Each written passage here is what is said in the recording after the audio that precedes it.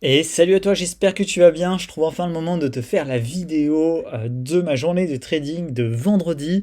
Alors j'étais pas sûr d'avoir le temps de trader et finalement j'ai trouvé le temps de faire deux-trois trades et je suis bien content parce que sans surprise, comme tu as pu le voir dans le titre de la vidéo, pour la première fois de la phase 2 de mon challenge à 10K FTMO, je passe enfin en positif et je t'avoue que ça fait vraiment plaisir psychologiquement. Donc ça a été une très belle journée de vendredi où j'ai fini à plus 244 dollars ici de bénéf. Tu vois qu'on est à 2% sur 5%. On a presque fait la moitié de ce qu'il faut pour valider la phase 2 du challenge. Après un gros drawdown ici de moins 4%, on a repris quasiment 6%. Donc ça fait vraiment du bien, ça fait vraiment plaisir. Et tu vois que finalement, voilà, là ça fait 2 jours de suite que j'ai enchaîné du gain. On a repris 300, quasiment 350 balles sur le compte. Donc ça fait énormément de bien psychologiquement et ça enlève forcément un petit peu de stress. Alors je t'avoue que bon, c'est encore grâce à une annonce économique que j'ai fait ces gains. Je vais te raconter après. En plus, c'est drôle parce que j'arrivais pas à fermer mon trade et j'ai gagné encore plus que ce que j'avais prévu. Là où je suis content par contre, c'est que c'était une annonce qui n'était pas restreinte par FTMO. C'est-à-dire que même si j'avais été en solde réel et pas en phase d'évaluation, j'aurais eu le droit de prendre le trade que j'ai pris. Donc ça fait plaisir, ça c'est pas quelque chose qui aurait été uniquement possible là pendant l'évaluation, ça aurait été un trade qui aurait été aussi pris vraiment en réel. Si jamais j'avais là à l'heure actuelle le compte de valider. Donc je suis assez content, je t'avoue là-dessus. Ça n'empêche pas que du coup je bosse toujours des stratégies. Là je voudrais arriver la semaine prochaine. J'ai une ou deux stratégies que j'ai bossé pas mal là, ce week-end, que j'aimerais mettre en application. Des stratégies que j'avais déjà commencé à bosser, que j'avais mis de côté, tu sais, parce que j'essaye un petit peu d'explorer plein d'éléments. La stratégie initiale avec laquelle j'ai passé la phase 1, pour l'instant je l'ai mise de côté parce que je l'ai peaufinée. Alors tant mieux, c'est passé la phase 1 avec. Mais après avoir reback testé, il y a quand même beaucoup de fois où ça passe pas. Donc je pense que il y a pas mal de choses à améliorer et à faire. Donc c'est pour ça que je continue d'explorer les différentes possibilités. De toute façon, si tu trades du ICT, SMC, tu sais qu'il y a beaucoup de choses à trader, qu'il y a beaucoup de possibilités, que c'est plus en fait des setups que tu vas venir chercher. Voilà, donc c'est plus cette approche-là que j'ai. Évidemment, j'essaie d'avoir un maximum de confluence et de mécanismes dans ma façon de trader, mais parfois il peut y avoir des variations et moi j'ai besoin d'avoir cette flexibilité-là en fonction des setups, en fonction d'une forme d'intuition aussi, tu vois, du marché pour trader plutôt que parfois trop me bloquer avec des règles trop strictes, même si ça peut aider aussi. Mais voilà, je vais peut-être encore évoluer à ce niveau-là, je t'avoue, hein, c'est encore une découverte. Je pense que avoir des règles strictes, c'est bien quand tu commences, quand tu sens que tu commences à partir en cacahuète sur ton challenge, de revenir à quelque chose de rigide, je trouve que c'est vraiment important. Après, voilà, là, je t'avoue que je suis en exploration un petit peu de différentes stratégies. J'ai pas envie de m'enfermer dans quelque chose pour l'instant, même si globalement, évidemment, tout ce que je prends respecte les concepts ICT, SMC. Donc voilà, on n'est pas sur de l'invention fantaisiste, on est vraiment sur des concepts. Voilà, je vais essayer vraiment de réintégrer les order blocks, les prises de liquidité, les break of structure, etc. Dans la prise des trades, rien de sorcier, tu vois, dans l'ICT, vraiment des choses simples en fait, mais revenir à quelque chose de simple, des setups vraiment le plus simple possible. Bref, voilà, donc là tu vois que ça fait un gros pic ici de croissance, ce qui fait du bien. Donc évidemment, on est toujours en course pour ce challenge qu'on va essayer à nouveau de valider dès la semaine qui arrive, là dès demain, hein. Là on est dimanche à l'heure où je fais cette vidéo. Donc ça fait 6 jours qu'on est dessus, 6 jours de trade actif. Voilà, donc on va essayer de valider ça, hein, d'ici la semaine prochaine si possible, ce serait vraiment le top du top. Même si j'ai une semaine assez chargée, j'aurai normalement toujours des moments pour trader. Donc s'il y a des bons setups, on ira évidemment prendre des trades. Je vais essayer de réduire le nombre de trades que je prends parce que là tu vois que c'est un petit peu n'importe quoi ici. 10 trades, 6 trades, 9 trades, 7 trades, enfin. Et en fait, ce qui est, voilà, globalement, tu vois que les 2 journées ici où j'ai été le plus rentable, c'est finalement 2 journées où j'ai pris que 3 trades. Donc en fait, il n'y a pas besoin de s'emballer à prendre 15 millions de trades, tu vois que voilà. 1, 2, 3 trades, ça peut largement suffire dans une journée, voire parfois dans une semaine en fonction de comment tu trades.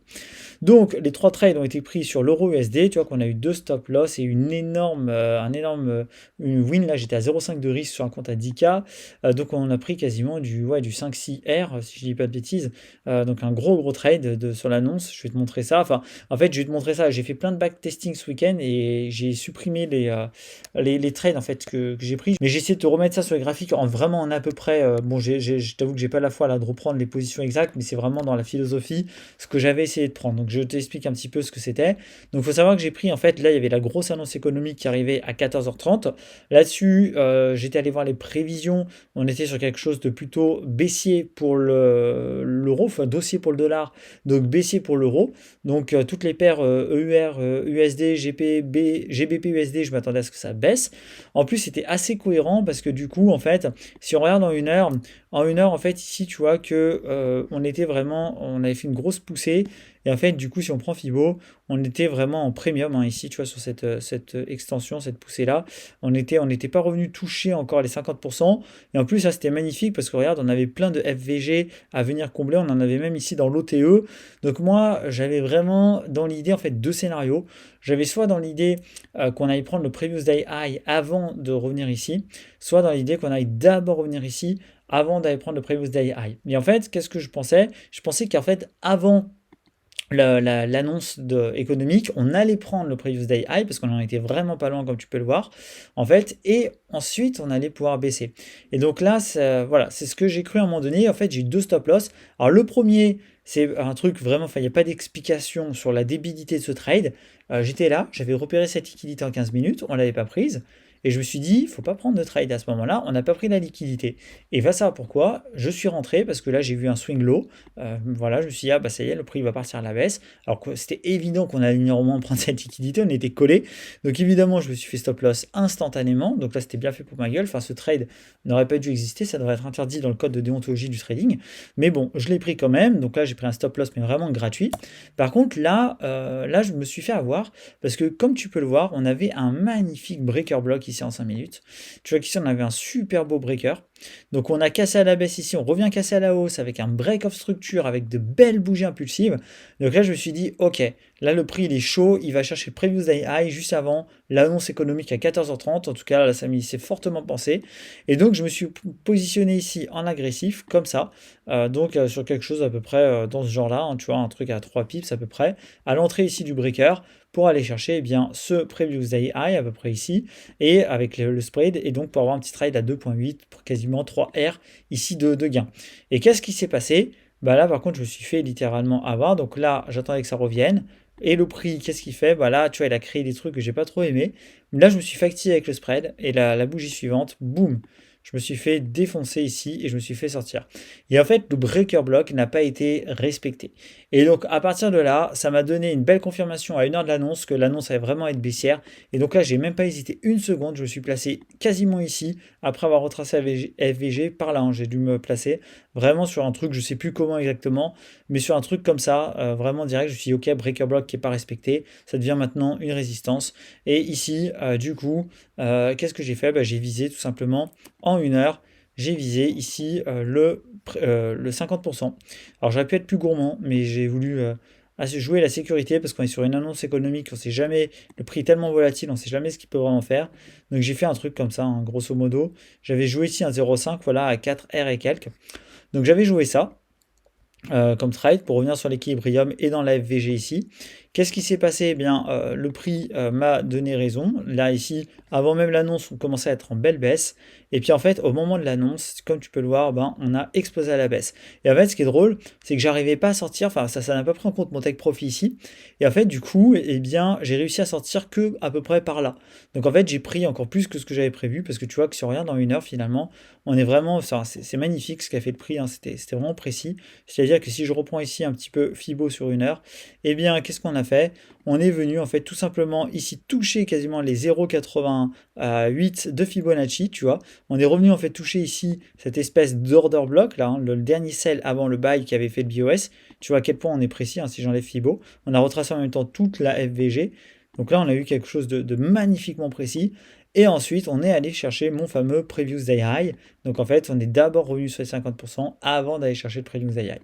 Et donc nous, ben, voilà, on avait grâce à ce que j'avais pu lire sur l'annonce et en même temps, ben, au fait que ce breaker block ici a été complètement invalidé, hein, comme tu peux le voir. En plus, on avait créé de la high resistance ici sur cette mèche notamment qui est venue prendre ces deux lots, enfin ce lot là, pardon, parce que ce lot avait été pris par ce high, pardon, avait été pris par ce high, et là avec ce high, on revient prendre ce high, et ensuite ici, tu vois que on revient pas le prendre à nouveau, donc on forme en fait une forme un peu de rejet du prix. Donc là, du coup, voilà, hein, c'était plus la violation du breaker block.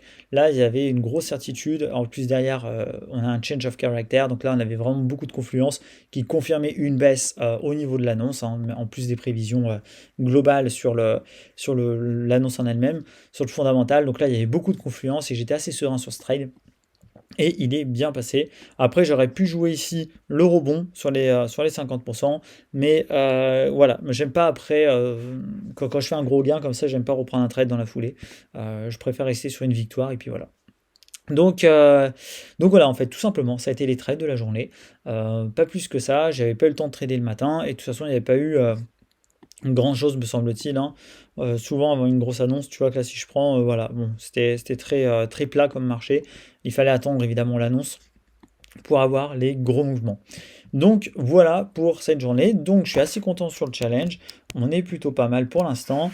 On va essayer de valider cette semaine. Donc là, j'ai plusieurs stratégies que je vais mettre en place, que je vais essayer de mettre en place, notamment des stratégies d'entrée de kill zone entre 9h et 9h30, une back et retest que je voudrais tester, c'est-à-dire attendre une première grosse cassure entre 9h et 9h30 et me placer sur le retest pour suivre le mouvement de la session de Londres, notamment le matin et New York l'après-midi. Ça, c'est une des stratégies que j'ai.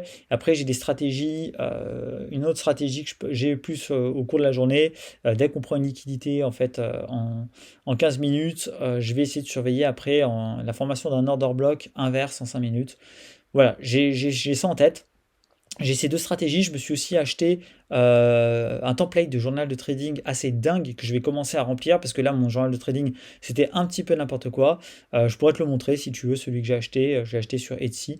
Voilà, un template histoire d'avoir quelque chose de vraiment plus pro avec un vrai suivi et pouvoir bien suivre les trades que je prends. Alors j'ai vu qu'il y avait eu quelques nouveaux abonnés sur la chaîne, donc bienvenue à tous, hein. Voilà, donc si jamais voilà, vous débarquez, vous découvrez les vidéos, le mieux c'est d'aller voir ma première vidéo en fait, si vous ne l'avez pas vue, où j'explique tout simplement le but un petit peu, la démarche de cette chaîne, où l'objectif c'est essayer de vivre du trading. Je n'en vis pas pour le moment, tu l'as compris, je suis en cours de transformation, j'essaye, et en fait je me suis dit plutôt que voilà, hein, d'avoir toujours des traders qui te montrent comment ils vivent à Dubaï, comment ils sont au soleil, etc. et qui font plein d'argent, ce qui est génial pour eux, et ça c'est sûr que c'est super motivant.